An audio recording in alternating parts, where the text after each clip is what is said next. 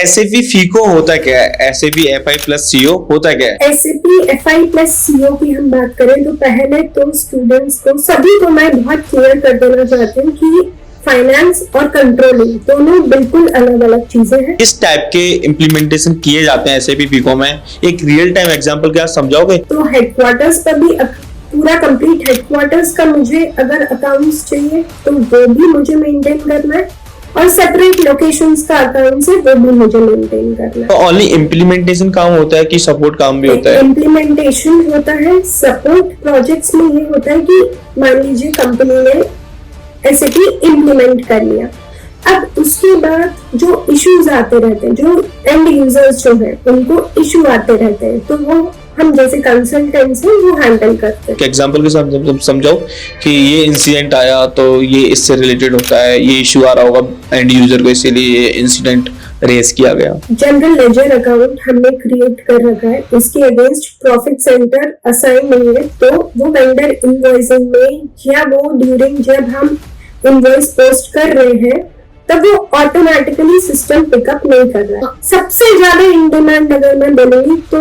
Implementation consultants है marketing. इसका reason भी है एक बहुत बड़ा, क्योंकि SAP जो है उनने टाइट डेडलाइंस दे दी है 2027 तक कि आपको S/4HANA पर माइग्रेट करना है। एंड यूजर और जो कंसल्टेंट है उनमें पैकेज किसका ज्यादा होता है? एंड यूजर को होता है कि कंसल्टेंट का होता है? सैलरी की बात कर रहे हैं तो कंसल्टेंट्स की ज्यादा होती है सैलरी। कंपनी में कोई कॉम्बिनेशन नहीं होता फाइनेंस एंड मटेरियल मैनेजमेंट का। कंपनी को दो रिसोर्स अलग अलग चाहिए, फाइनेंस और मटेरियल मैनेजमेंट। आपने बहुत सारे इंटरव्यूज लिए होंगे, आपको एक्सपीरियंस भी है कि यार इसमें ये चीज की कमी है इसीलिए रिजेक्ट हो गया इस इंटरव्यू में। जब आप इंटरव्यू दे रहे हैं don't run away from interview. Freshers के लिए मार्केट में वैकेंसीज निकलती है FICO में या नहीं निकलती है? निकलती है तो कौन से प्लेटफॉर्म को फॉलो करना चाहिए? फ्रेशर्स के लिए निकलती है, आई डोंट से फ्रेशर्स के लिए वैकेंसीज नहीं निकलती है, but pattern has changed, freshers are not ready to join. After 5 या 10 ईयर के बाद SAP FICO कंसल्टेंट की सैलरी कितनी हो जाएगी? 6-7 इयर्स पे 30 लाख के पैकेज पर भी है। स्वागत है आपका हमारे न्यू एपिसोड में। आज के पॉडकास्ट में हमने तन्वी से बात किया है। तन्वी SAP FICO में काम करती हैं और उनको ऑलमोस्ट 10+ ईयर का एक्सपीरियंस हो चुका है। उनकी जर्नी के बारे में बात किया है। SAP FICO में होता क्या है, किस टाइप का काम होता है, किस टाइप के इंटरव्यू के क्वेश्चंस होते हैं, इम्प्लीमेंटेशन किस टाइप से किया जाता है, कैसे इंटीग्रेट करते हैं अदर सिस्टम से, उसके बारे में हमने डिस्कस किया है एंड इसके रोड मैप के बारे में हमने डिस्कस किया है इस पॉडकास्ट में। तो इस एपिसोड को लास्ट तक जरूर देखना, आपको बहुत कुछ सीखने को मिलेगा। एंड अगर आप चैनल पे न्यू हो तो चैनल को सब्सक्राइब कर देना, वीडियो को लाइक जरूर कर देना। तो चलो तन्वी से बात करते हैं। हाय तन्वी, स्वागत है आपका हमारे यूट्यूब चैनल बैकसीट इंजीनियर पे। कैसे हो आप? हाय गौरव, थैंक्स फॉर वेलकमिंग। मैं ठीक हूँ, आप कैसे हैं? मैं जी एकदम बढ़िया। हमारी ऑडियंस आपके बारे में जानना चाहती है। आपने SAP में, आप SAP के किस मॉड्यूल पे काम करते हो, कैसे स्टार्टिंग की, आपकी जर्नी कैसी रही है, उसके बारे में हम डिस्कस करेंगे। SAP के मॉड्यूल्स में क्या चल रहा है, कैसे काम होता है, उसके बारे में हम डिस्कस करेंगे। बट उससे पहले मैं आपकी जर्नी के बारे में जानना चाहता हूँ कि आपने स्टार्ट कैसे किया। फिलहाल आप किस कंपनी में काम कर रहे हो और आपने किस कंपनी से स्टार्ट किया था? तो over to you Tanvi. Okay, thanks Gaurav. मैं अपनी जर्नी की बात करूँ तो आई स्टार्टेड लॉन्ग बैक, मतलब 10 साल पहले मैंने अपनी जर्नी स्टार्ट की थी। इनटू SAP मैंने 6 साल पहले की थी। तो मैं जिस कंपनी में काम करती थी, टेक्नोकेम इंजीनियर्स, उसी में इम्प्लीमेंटेशन का काम चल रहा था। तो I moved on to implementation project. वहीं से फिर इम्प्लीमेंटेशन प्रोजेक्ट पे काम किया। It was a fresh implementation, बहुत अच्छा, बहुत कुछ सीखने को मिला वहां से। टेक्नोकेम इंजीनियर्स में I worked for around 3-4 years. वहां से मैंने मूव ऑन किया। Then I move to HCL technologies में मैंने थोड़ा टाइम काम किया। देन थोड़ा टाइम मैंने कैपजेमिनी में काम किया। देन मैंने स्विच ऑन कर लिया। अभी I am working with other company and together with that I also provide trainings. Okay, तो आप ट्रेनिंग प्रोवाइड कराते हो। तो आपकी जो लास्ट कंपनी थी वो कैपजेमिनी थी? यस। तो कैपजेमिनी में किस मॉड्यूल में थी SAP के? मैं SAP फाइनेंस मॉड्यूल में थी। SAP फाइनेंस मॉड्यूल में। तो बेसिकली जब मैंने अपनी जर्नी स्टार्ट की थी, SAP फाइनेंस एक ऐसा मॉड्यूल होता है जो कोर है, हार्ट है फाइनेंस तो हर कंपनी में अकाउंट्स अगर कंपनी स्टार्ट हो रही है उसकी अकाउंटिंग होनी है, उसका फाइनेंस होना ही है। तो फाइनेंस एक हार्ट है। तो मेरा जो SAP फाइनेंस है मेरा core module. Apart from that controlling भी मुझे आता है, ट्रेजरी भी मुझे आता है, और रिलेटेड इंटीग्रेटेड मॉड्यूल्स हैं फाइनेंस के, उसकी भी आई होल्ड सम नॉलेज। तो आज जो आपने बात की फाइनेंस के बारे में, तो हमारा पॉडकास्ट इसी के रिगार्डिंग होने वाला है कि फाइनेंस में होता क्या है।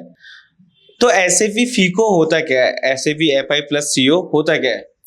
SAP FI plus CO की हम बात करें तो पहले तो स्टूडेंट्स को सभी को मैं बहुत क्लियर कर देना चाहती हूँ कि फाइनेंस और कंट्रोलिंग दोनों बिल्कुल अलग अलग चीजें हैं।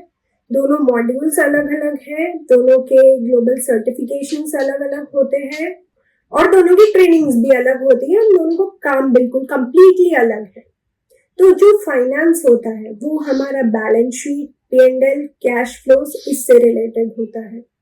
कंट्रोलिंग जो होता है वो हमारा प्रोडक्ट की कॉस्ट कैसे निकालनी है, प्रॉफिटेबिलिटी एनालिसिस, कोपा इम्प्लीमेंटेशन हम बोलते हैं, वो सब उससे related is all about controlling. मतलब एक इंटरनल मैनेजमेंट से रिलेटेड होता है, एक एक्सटर्नल रिपोर्टिंग से रिलेटेड होता है। ओके तो मतलब FICO बोलते हैं हम, जैसे FICO बोलते हैं FICO, तो इसमें फाइनेंस और कंट्रोलिंग दोनों आता है। तो वैकेंसीज मार्केट में दो प्रोफाइल के लिए निकलती होंगी, FICO के लिए भी और FI के लिए भी। वैकेंसीज निकलती हैं वो दोनों के लिए निकलती हैं, जो आप बोल रहे हैं दैट इज कम्प्लीटली ट्रू। जो कंट्रोलिंग कंसल्टेंट्स है, CO कंसल्टेंट्स है, वो कम हायर किए जाते हैं, उनकी कम होती है डिमांड मार्केट में, क्योंकि कंट्रोलिंग कंसल्टेंट हमेशा एक इम्प्लीमेंटेशन प्रोजेक्ट हो रहा है तो उसमें एक सीनियर कंसल्टेंट कंपनी हायर कर लेगी, इम्प्लीमेंटेशन में ही काम होता है बस। वो सपोर्ट प्रोजेक्ट में कंट्रोलिंग कंसल्टेंट का सेपरेटली हायर नहीं किया जाता, फाइनेंस कंसल्टेंट जो है वो ही हैंडल कर लेता है ऑल पार्ट। तो हायरिंग्स जो निकलती है वो या तो फाइनेंस प्लस कंट्रोलिंग की निकलती है या फिर कंट्रोलिंग की निकलती है। तो जब फाइनेंस प्लस कंट्रोलिंग की हायरिंग निकलती है तो उसमें आप एक्सपेक्ट किया जाता है स्टूडेंट से कि उसको दो सब मॉड्यूल्स, जो कि profit centre accounting and cost centre accounting, ये दोनों सब मॉड्यूल्स की नॉलेज हो, जो अब पार्ट ऑफ फाइनेंस ही हम बोल सकते हैं। ओके जैसा आपने बोला था इम्प्लीमेंटेशन की बात की थी, तो इसी के रिगार्डिंग क्वेश्चन है, किस टाइप के इम्प्लीमेंटेशन किए जाते हैं SAP FICO में? एक रियल टाइम एग्जांपल क्या समझाओगे कि किस टाइप की यूजर स्टोरी आई आपके पास, कि गौरव इस टाइप की यूजर स्टोरी आती है हमारे पास और हमें इस टाइप का इम्प्लीमेंटेशन करना पड़ता है SAP FICO में, तो एक एग्जाम्पल के साथ समझाओ। Okay, let me take an example. मैं एक एग्जांपल लेती हूँ। फॉर एग्जांपल टाटा ग्रुप बहुत बड़ा ग्रुप है जो हम सब जानते हैं, टाटा ग्रुप, राइट? ओके तो अब हम मान लीजिए कि टाटा ग्रुप है, अब हमारे पास उसका फाइनेंस का इम्प्लीमेंटेशन आया। तो पहली चीज तो इम्प्लीमेंटेशन ही 3 टाइप्स के होते हैं। एक होता है ग्रीन फील्ड इम्प्लीमेंटेशन, एक होता है ब्राउन फील्ड इम्प्लीमेंटेशन, एक अब नया है ब्लू फील्ड इम्प्लीमेंटेशन। तो ग्रीन फील्ड इम्प्लीमेंटेशन में फ्रेश इम्प्लीमेंटेशन होता है, SAP फ्रॉम स्क्रैच हमको अगर इम्प्लीमेंट करना है वो करते हैं। ब्राउन फील्ड इम्प्लीमेंटेशन में मान लीजिए ECC जो पहले का वर्जन था उससे अब हमको S/4HANA पे मूव करना है, दैट इज एन एग्जांपल। वो ब्राउन फील्ड इम्प्लीमेंटेशन का एग्जांपल है जो हम माइग्रेशन प्रोजेक्ट्स भी बोलते हैं। थर्ड एग्जांपल हुआ ब्लू फील्ड इम्प्लीमेंटेशन, वो मिक्स ऑफ बोथ हो जाता है। तो रियल टाइम एग्जांपल अगर हम लें कि लेट्स से मैंने एक टाटा ग्रुप है, उसका मुझे फाइनेंस इम्प्लीमेंटेशन उसमें मुझे करना है। तो टाटा ग्रुप है, अब मुझे पहली चीज तो उसमें ये डिसाइड करना है कि उसकी ऑर्गेनाइजेशनल यूनिट्स को मुझे SAP में मैप कैसे करना है। तो कंपनी कोड्स होते हैं, प्रॉफिट सेंटर्स होते हैं, कॉस्ट सेंटर्स होते हैं, उसमें जो ब्रांड है टाटा का, ठीक है, उसमें हम देखते हैं कि सर्विस सेक्टर का अलग है, लाइक TCS है सर्विस सेक्टर का, ठीक है, फिर टाटा टेक्नोलॉजीज है, ये सब सर्विस सेक्टर में सब अलग अलग कंपनीज है, बट इनका एक तो हेडक्वार्टर होगा एंड बाकी सब इनकी लोकेशंस होंगी, डिफरेंट लोकेशंस। तो हेडक्वार्टर्स पर भी पूरा कंप्लीट हेडक्वार्टर्स का मुझे अगर अकाउंट्स चाहिए तो वो भी मुझे मेंटेन करना है, और सेपरेट लोकेशंस का अकाउंट्स है वो भी मुझे मेंटेन करना है।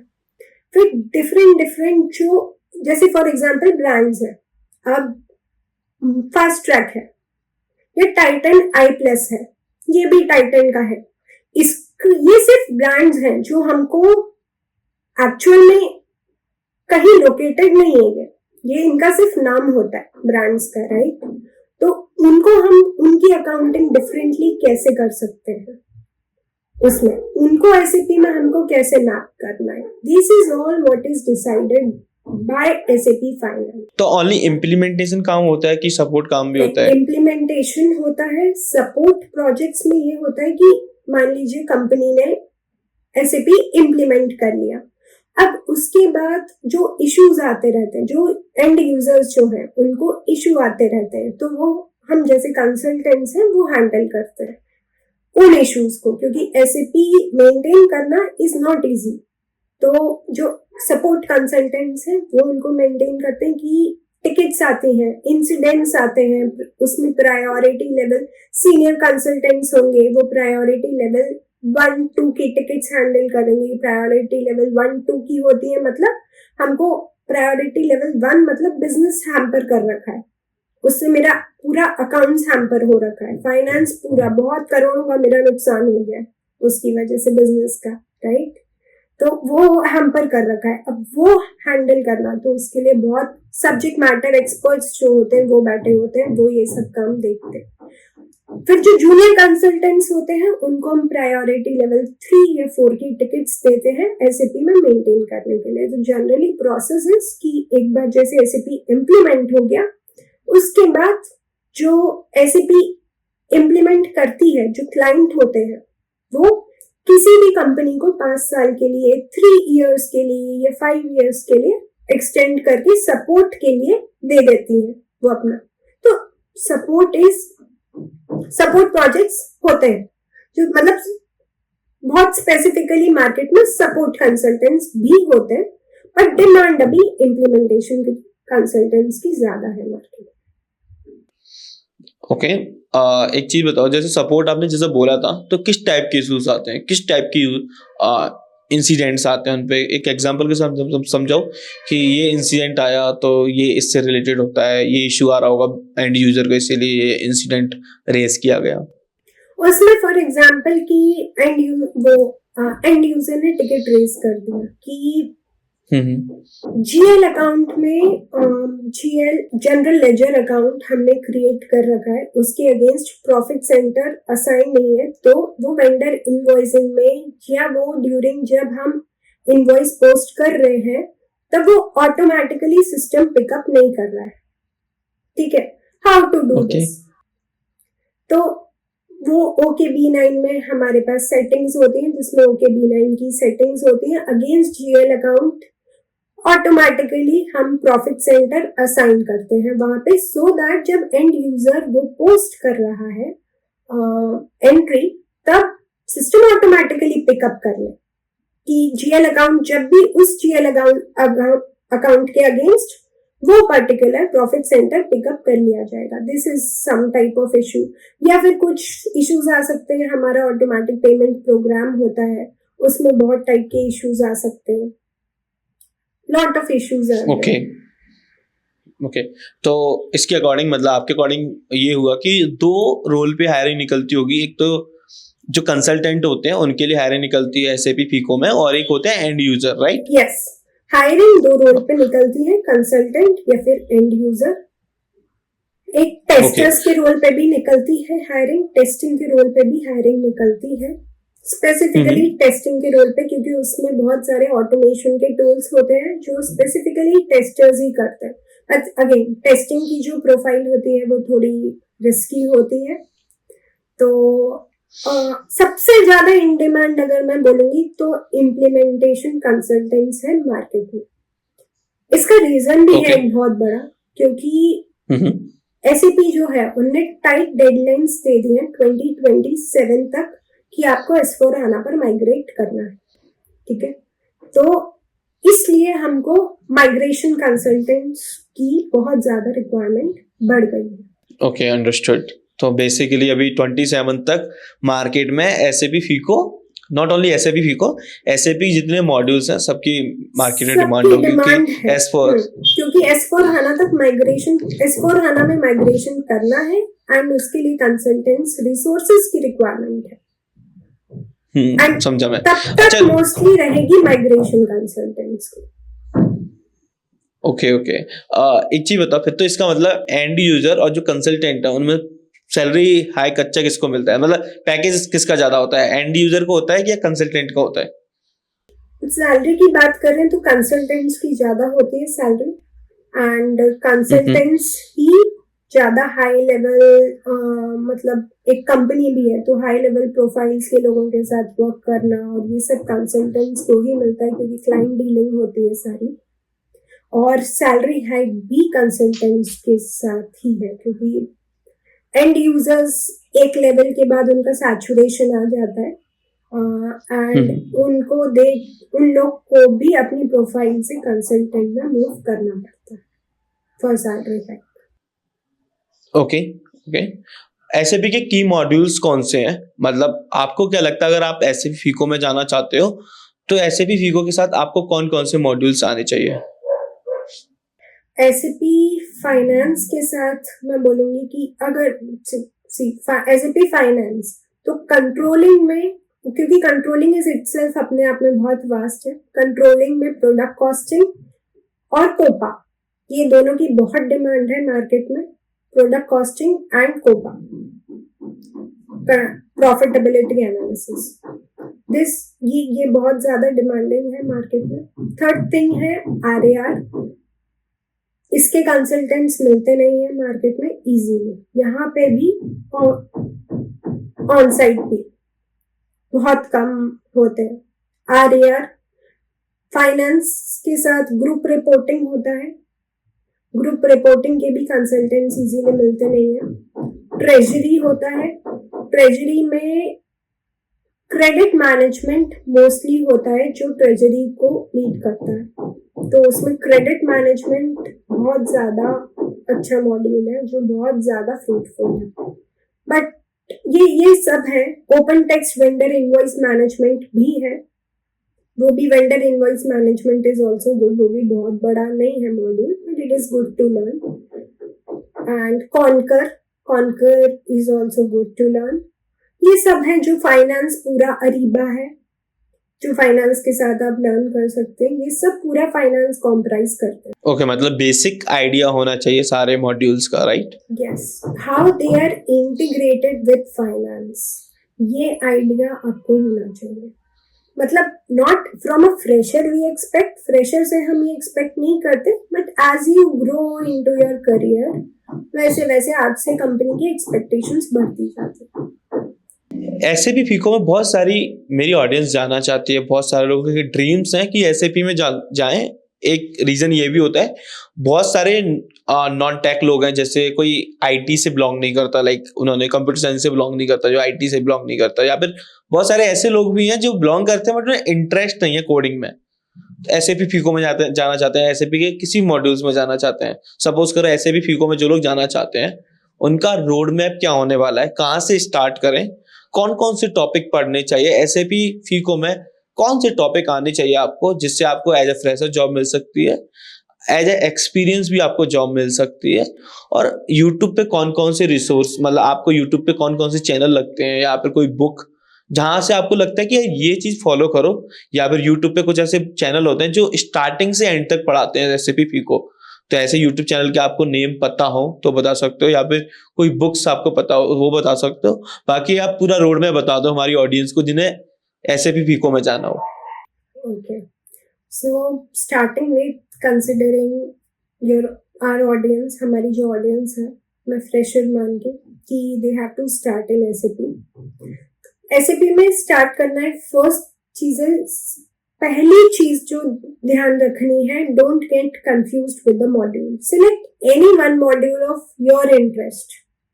आपके इंटरेस्ट एरिया का जो भी एक मॉड्यूल है, वो फाइनेंस हो सकता है, वो मटेरियल मैनेजमेंट हो सकता है, वो सेल्स एंड डिस्ट्रीब्यूशन हो सकता है, वो प्रोडक्शन प्लानिंग हो सकता है, अमंग फंक्शनल, ये फंक्शनल मॉड्यूल्स जहां से करियर स्टार्ट करते हैं फ्रेशर्स, ठीक है। अमंग टेक्निकल हमारे पास होते हैं एबैप, बेसिस और सिक्योरिटी, बीटीपी। तो अगर पहले तो आपको क्लैरिटी होनी चाहिए, फ्रेशर्स को बिल्कुल क्लैरिटी होनी चाहिए कि कौन सा मॉड्यूल लर्न करना है। 2 मॉड्यूल मैं बोलती हूँ, दो मॉड्यूल आपने, मान लीजिए आप 2 मॉड्यूल का प्लान बना रहे हैं, फर्स्ट स्टार्ट विद 1 मॉड्यूल। आप या तो फाइनेंस चूज करिए या आप मटेरियल मैनेजमेंट चूज करिए। हमारे पास आते हैं स्टूडेंट्स, मैम फाइनेंस भी लर्न करना है, मटेरियल मैनेजमेंट भी लर्न करना है। उससे क्या होता है, कंपनी में कोई कॉम्बिनेशन नहीं होता फाइनेंस एंड मटेरियल मैनेजमेंट का। कंपनी को 2 रिसोर्स अलग अलग चाहिए फाइनेंस और मटेरियल मैनेजमेंट के लिए, ठीक है। तो just learn 1 module among this, वो डिसाइड कर लो कौन सा लर्न करना है, जो भी है इंटरेस्ट एरिया का, उस पर ट्रेनिंग लीजिए। यूट्यूब, अमंग यूट्यूब रिसोर्सेज मैं बता देती हूँ, एक Vikram Fotani is a very good trainer, वो बहुत अच्छे। एक प्रदीप होता करके हैं, he is teaching on S4 HANA only, he is very good. ये 2 को हम फॉलो कर सकते हैं फॉर ऑडियंस। लिंक्डइन पर बहुत सारा कंटेंट है। community.sap is a wide resource, community.sap best है, मतलब उसके आप ब्लॉग्स फॉलो करिए धीरे धीरे, जो कुछ भी है। या फिर एक स्ट्रक्चर ट्रेनिंग ले लीजिए एक मॉड्यूल पर, उस पे आपने ट्रेनिंग ले ली, just give your time, at least decide कि हाँ 6 months मुझे प्रैक्टिस करने पे देना है सिस्टम, क्योंकि ट्रेनिंग आपकी 2 महीने में हो गई। You from Udemy also, yes, from Udemy also people can learn at very cheap rates. तो एक बार ट्रेनिंग आपकी कंप्लीट हो गई, फिर आपको हैंड्स ऑन करना है सिस्टम पर, एटलीस्ट 2-3 महीने दीजिए सिस्टम पर वर्क करने पर। सिस्टम पर हैंड्स ऑन होने में प्रैक्टिस सर्वर मिलता है, SAP का सर्वर मिलता है। Take that, keep on practising 2 महीने, 3 महीने, 4 महीने, at least 5-6 months, keep on learning part. वो आपने लर्न कर लिया, then you can start your market job search. Freshers के लिए भी आती हैं ओपनिंग्स, यस, फ्रेशर्स के लिए भी आती हैं openings. Then you can, once you are market ready, फिर आप अपनी रिज्यूम अच्छे से प्रिपेयर करके और मार्केट करिए। जैसा आपने बताया था कि बहुत सारे टॉपिक्स पढ़ने पड़ते हैं, कुछ मुझे टॉपिक्स के नाम बताओ कि ये टॉपिक्स पढ़ने पड़ते हैं यार, कि ये टॉपिक्स अच्छे से तैयार कर लेना, पहले इस टॉपिक से स्टार्ट करना, फिर ये अगर ये आपने टॉपिक पढ़ लिया तो दूसरा वाला इससे रिलेटेड है, फिर तीसरा वाला दूसरे से रिलेटेड है, या फिर चौथा वाला तीसरे से रिलेटेड है। तो इस टाइप के टॉपिक्स बताओ मुझे कि कहाँ से स्टार्ट करना चाहिए, कौन से टॉपिक पढ़ने चाहिए स्टार्टिंग में, फिर इसके बाद ये टॉपिक्स पे एंड कर सकते हो। ठीक है, तो फर्स्ट जब आप फाइनेंस की लर्निंग स्टार्ट करते हैं, तो फर्स्ट हमको स्टार्ट करना चाहिए, पहले तो हमको SAP को समझना है कि व्हाट इज SAP। थोड़ा सा SAP को समझिए, अबाउट SAP कि SAP है क्या। फिर उसके बाद नेक्स्ट स्टेप वुड बी कि आप इम्प्लीमेंटेशन समझिए उसमें, कि इम्प्लीमेंटेशन मेथोडोलॉजीज क्या होती हैं। एक्टिवेट मेथोडोलॉजी है, ASAP मेथोडोलॉजी है, what is ECC, what is S4 HANA, ये सब समझना पड़ेगा। ये सब समझ आ गया, then with the system start with enterprise structure. Finance में जब हम स्टार्ट करते हैं, we start with enterprise structure की, जैसे मैंने टाटा की केस स्टडी बताई। तो how would you map that into SAP, वो हम SAP में कैसे इंप्लीमेंट करेंगे, एक केस स्टडी, वो आपने कर लिया। फिर उसके बाद एंटरप्राइज स्ट्रक्चर हो गया। फिर आपको नेक्स्ट आता है लेजर्स का topic, what is leading ledgers, what is non leading ledgers, what are extension ledgers, all of this topics. Next would be आपका how to create GL account, how to what are functionalities, उसमें एक tab क्या होता है, एक fields क्या होती है, ओके, वो मतलब दैट इज नॉट, वो अच्छे से समझना पड़ेगा। ठीक है। उसके बाद दिस इज जीएल का सब मॉड्यूल हो गया। What is enterprise structure when I से, अकाउंट ग्रुप हो गया, उसमें नंबर रेंजेस हो गए, सब बेसिक्स कवर हो गया उसमें फाइनेंस का। एक कंप्लीट एंटरप्राइज स्ट्रक्चर टॉपिक में हमारा पूरा बेसिक कवर हो गया। टॉकिंग अबाउट जो टॉपिक्स इंपॉर्टेंट होते हैं, जहाँ से हम जैसे एक एंटरप्राइज चार सब मॉड्यूल्स में एसएपी फाइनेंस डिवाइड होता है। General ledger, accounts payable, accounts receivable and asset accounting. इन 4 सब मॉड्यूल्स को कवर करना है, ठीक है।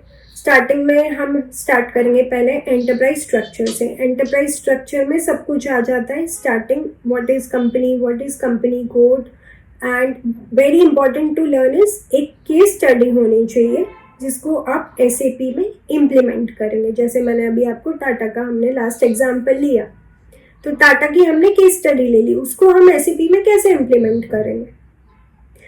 Profit centres, cost centres, number ranges, document types, account types, ये सब उसमें कवर हो जाता है इनटू एंटरप्राइज स्ट्रक्चर, जो बेसिक्स है बिल्कुल। ये सब बेसिक्स पे कमांड होनी चाहिए।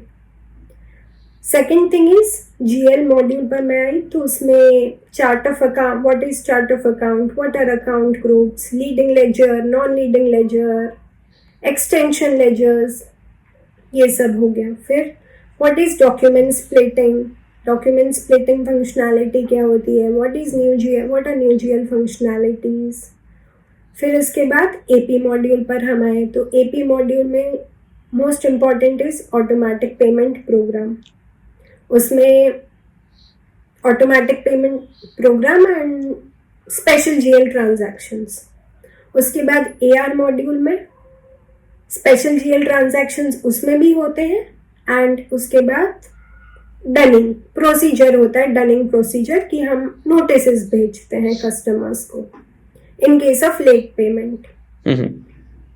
और एसेट अकाउंटिंग में न्यू एसेट अकाउंटिंग आ गया है अब S/4HANA में। तो what is new about new asset accounting, technical clearing account क्या होता है, चार्ट ऑफ डेप्रिसिएशन क्या होता है, ये सब पता होना चाहिए। What is the configuration for asset accounting, ये सब पता होना चाहिए।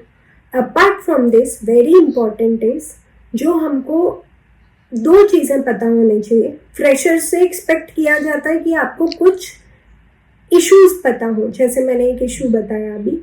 तो जब ड्यूरिंग द सिस्टम जब स्टूडेंट्स प्रैक्टिस करते हैं उस टाइम इनको बहुत ज़्यादा इश्यूज आते हैं, वो हमेशा लिख कर रखें इनटू द कॉपी। इससे क्या होता है, जब वो आप इंटरव्यूअर के सामने प्रेजेंट कर रहे हैं तो आपकी प्रॉब्लम सॉल्विंग स्किल्स पता चलती हैं। That is the most important part in SAP. Problem solving skills होनी चाहिए आपकी। तो इश्यूज एंड टू एंड कि ये इशू आया था and this is the resolution.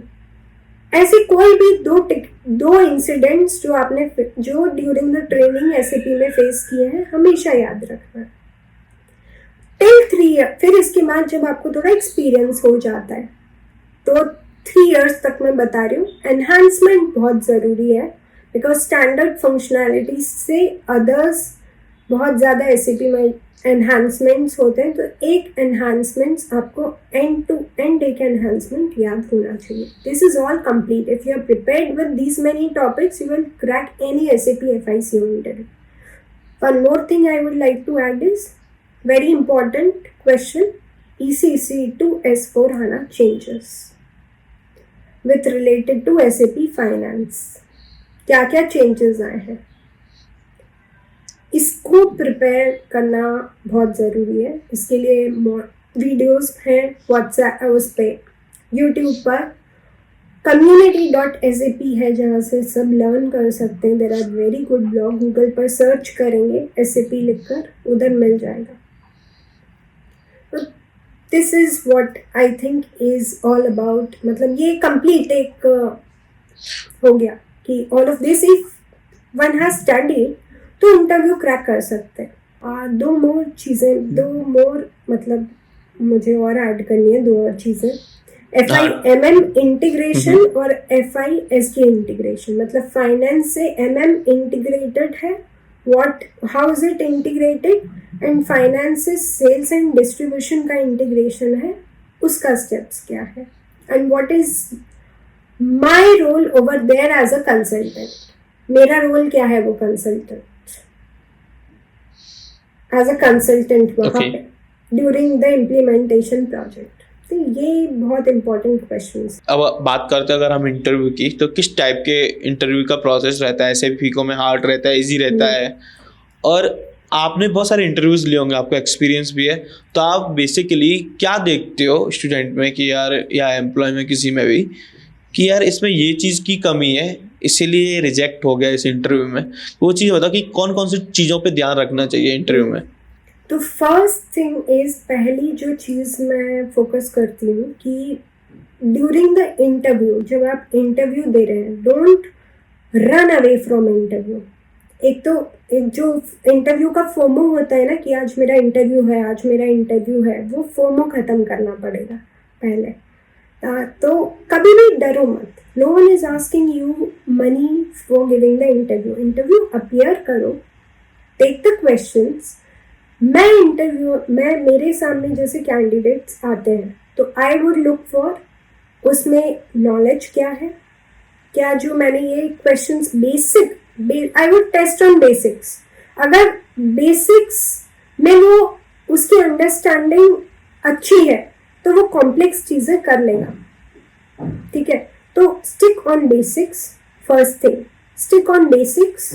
Basics समझो उसके फाइनेंस के सिस्टम के, वो उसकी अंडरस्टैंडिंग होना, मतलब आप कॉम्प्लेक्स चीज़ें कर लेंगे। Second thing, your confidence. Confidence आपका ऐसा होना चाहिए कि आप जो बोल रहे हैं ना, वही मैं सही बोल रही हूँ, मतलब मैं जो बोल रही हूँ ना वो सही है, इसके अलावा और कुछ भी सही नहीं है, इतना कॉन्फिडेंस होना चाहिए। किस टाइप के क्वेश्चंस पूछे जाते हैं इंटरव्यू में? इंटरव्यू में क्वेश्चंस, यही सब इंटरव्यू में क्वेश्चंस मैंने आपको बता दिया। जीएल मतलब it is like topics are same, वही है टॉपिक्स, उसी में इंटरव्यू पूरा खत्म हो जाता है। ECC to S4 HANA के चेंजेस बता दीजिए, ऑटोमेटिक पेमेंट प्रोग्राम बता दीजिए, what is new GL functionality क्या है, what is document splitting, what are types of document splitting, support के इश्यूज बता दीजिए, किस टाइप के प्रोजेक्ट पे आपने काम किया। वो बहुत ज़रूरी कि आपका, एक मैं बोलती हूँ वॉट एवर, सी आप भी इंटरव्यू देते होंगे, मैं भी, मतलब मैं इंटरव्यूज लेती हूँ, मैं भी देती हूँ, ऐसी बात नहीं है। तो हमारे पास सबसे पहला फर्स्ट क्वेश्चन आता है, tell me something about yourself. अगर उसमें आप कॉन्फिडेंस है तो आपका आधा इंटरव्यू क्लियर है। This is what I believe. तो सबसे पहले तो उसी का आंसर इतना स्ट्रक्चर्ड होना चाहिए ना कि यस, मतलब मैंने इस ये whatever I have worked on this many implementations, I have worked on these many projects, and these are the issues I have faced during my implementation or during my support project. And मैंने ये resources, whatever resources you have used, ये सब। तो सबसे पहले तो वो tell me about yourself framed होना चाहिए आंसर। उसके बाद all of these questions, same questions what I told you. Additional to this, हाँ, वो सपोर्ट की टिकट्स हमेशा याद रखिए। एक एनहांसमेंट एंड टू एंड याद होना चाहिए, फंक्शनल स्पेसिफिकेशन डॉक्यूमेंट बोलते हैं हम उसको, FSDs वो याद होना चाहिए। Electronic bank statement is an additional topic जो अभी बहुत ज़्यादा पूछा जा रहा है मार्केट में। तो इलेक्ट्रॉनिक बैंक स्टेटमेंट की अकाउंटिंग एंट्रीज क्या होती हैं, उसका कॉन्फ़िगरेशन कैसे होता है, दैट इज। फिर iDocs होते हैं, iDocs के बारे में भी बहुत ज़्यादा मार्केट में, मतलब ये हॉट टॉपिक्स हैं जो अभी इंटरव्यूज में चल रहे हैं। EBS हो गया, iDocs हो गया, एंड बाकी नॉर्मल सेम वही, how finance is integrated with CO, how finance is integrated with MM, how finance is integrated with sales and distribution, कैसे, what are assessments, what are distributions, what is leading ledger, what is non-leading ledger, what is document splitting, all of this, what is automatic payment program, what are the issues you have faced, during your practice or during your training or during your when you have work. What are the issues into what is new about new asset accounting? Why are we calling this asset accounting as new in S4 HANA, and why we are not following the classic approach? That why is also very important. क्यों कर रहे हैं? करना is okay, but हम कर क्यों रहे? That reason you should know. And अगर वो इम्प्लीमेंटेशन प्रोजेक्ट है मान लीजिए, तो what is that phase you are part of, वो आप उसके इम्प्लीमेंटेशन एक्टिवेट मेथोडोलॉजी या एसएप मेथोडोलॉजी जो भी मेथोडोलॉजी फॉलो कर रहे हैं, तो उसके पार्ट्स होते हैं, उसके फेजेस होते हैं.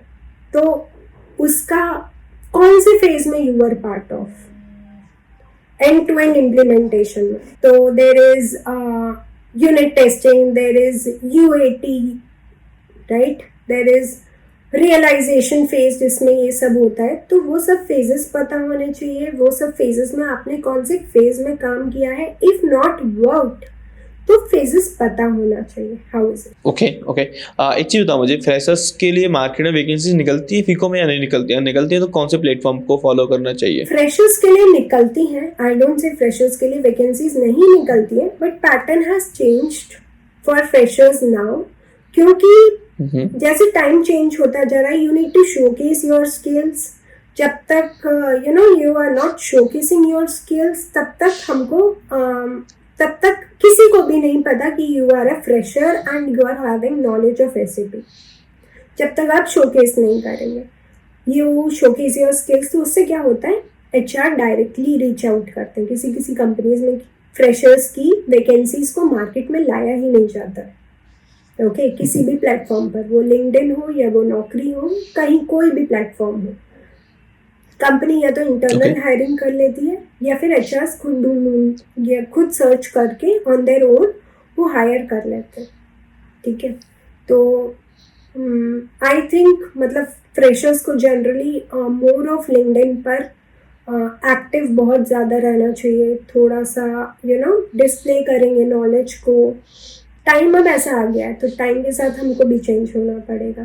तो रिसेंटली मुझे भी एक फ्रेशर ने रीच आउट किया था. I just guided him with these things only कि थोड़ा यू डिस्प्ले. तो अगर डिस्प्ले कर दिया और फिर उसके बाद एचआर सीधे रीच आउट करते हैं उन्हीं को, इफ दे हैव वैकेंसीज, वो डायरेक्टली मेल करेंगे, interview happened and if you are able to crack the interview you are selected. Okay, it's good to have कुछ अगर इंटर्नशिप का एक्सपीरियंस है तो वो एड ऑन कर देता है या फिर that adds on. Otherwise I don't say कि फ्रेशर्स के लिए नहीं है वैकेंसीज. है फ्रेशर्स के लिए वैकेंसीज, बट स्टूडेंट्स को भी होना चाहिए कि students are ready to start at any package.